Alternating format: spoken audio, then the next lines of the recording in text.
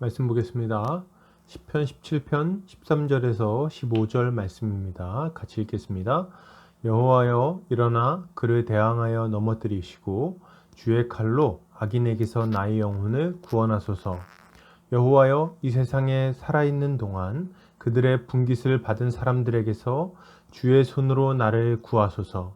그들은 주의 제물로 배를 채우고 자녀로 만족하고 그들의 남은 산업을 그들의 어린 아이들에게 물려주는 자니이다. 나는 의로운 중에 주의 얼굴을 배우리니 깰 때에 주의 형상으로 만족하리이다. 아멘.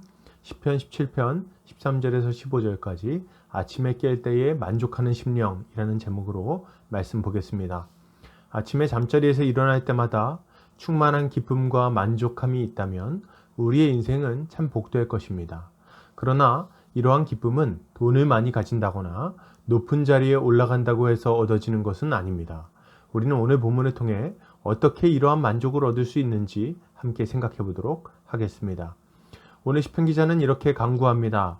여호와여 일어나 그를 대항하여 넘어뜨리시고 주의 칼로 악인에게서 나의 영혼을 구원하소서.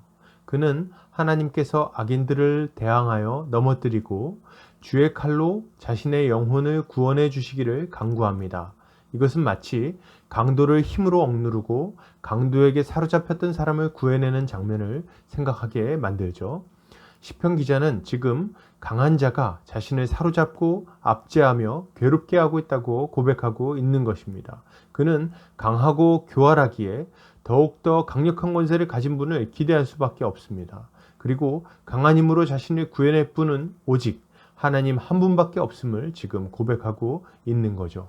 여러분, 신자는 우리를 악의 근원인 강한 자 마귀에게서 건지실 유일한 분이 예수 그리스도이심을 믿어야 합니다.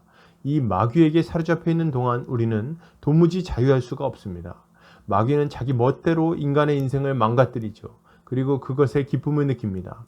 문제는 사람이 결코 강한 자 마귀를 이길 수 없다는 데 있습니다. 마귀는 영적인 존재이기에 우리의 지혜와 힘으로는 도무지 싸울 방도가 없습니다. 죄에서 벗어날 힘도 없고 유혹도 피할 수 없으며 마귀의 폭거를 이겨낼 방법도 없습니다. 그렇기에 우리는 더 강한 자, 더 강한 구원자를 바라봐야 하는 거죠. 바로 예수 그리스도를 바라봐야 한다는 말입니다. 우리 주님은 강한 자 마귀를 결박하시고 우리를 그에게서 자유케 하시는 분이시죠. 우리의 왕이 되셔서 우리를 안전하게 보호해 주십니다. 주님은 선하시기에 우리에게 참된 의와 평강과 희락을 주시는 분이에요. 신자는 이 예수를 믿음으로 악한 자의 세력에서 자유로울 수 있는 것입니다. 예수를 바라보시기 바랍니다. 그를 믿으시기 바랍니다. 그리고 주께 나아갈 때 우리는 참 자유와 평강을 얻을 수 있을 것입니다. 계속해서 보겠습니다. 시편 기자는 이렇게 말합니다. 여호와여 이 세상에 살아있는 동안 그들의 분깃을 받은 사람들에게서 주의 손으로 나를 구하소서. 그들은 주의 제물로 배를 채우고 자녀로 만족하고 그들의 남은 산업을 그들의 어린 아이들에게 물려주는 자니이다. 그는 악인들에게서 자신을 구해주시기를 구하고 있습니다. 여기에 그 악인들은 어떤 자들입니까? 그들은 살아있는 동안 자신들의 복을 다 찾아먹은 자들입니다. 하나님이 베푸신 제물로 자신의 배를 채우고 자신의 자녀들과 함께 누렸을 뿐만 아니라 그것을 자신들의 어린 아이들에게까지 물려주고자 하는 자들이죠. 그들은 이 땅에서 모든 것을 다 누렸기에 더 이상 하늘의 복을 기대할 수 없습니다. 그게 다가 아닙니다. 이들은 어떤 자들입니까? 하나님이 주신 것들을 방탕하게 사용한 자들입니다. 주인이 잠시 맡겨놓은 재산을 자신의 유익을 위하여 탕진한 자들이죠. 그렇기에 그들에게는 어떠한 칭찬도 없을 것입니다. 도리어 하나님의 엄중한 심판만이 기다리고 있을 것입니다. 여러분, 신자는 악인들의 어리석은 삶에서 건져주시기를 구해야 합니다. 악인들은 이 땅이 전부라고 생각합니다. 그들은 마귀에게 완전히 속고 살아갑니다. 그들은 이 땅에서 주어진 것들을 방탕하게 누리죠.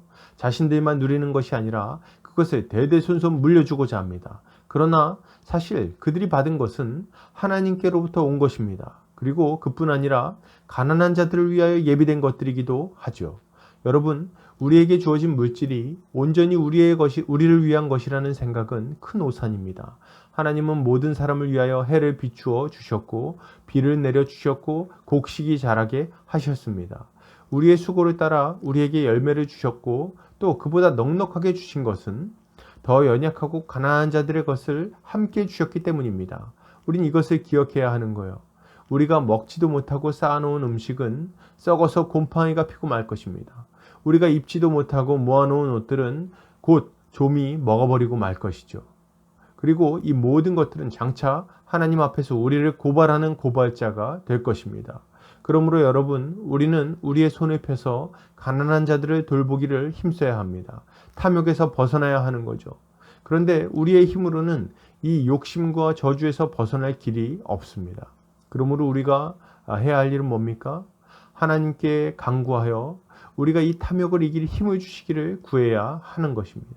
이렇게 할 때 우리는 비로소 이 돈의 올무, 탐욕의 올무에서 벗어나 참된 평강을 누릴 수 있을 것입니다.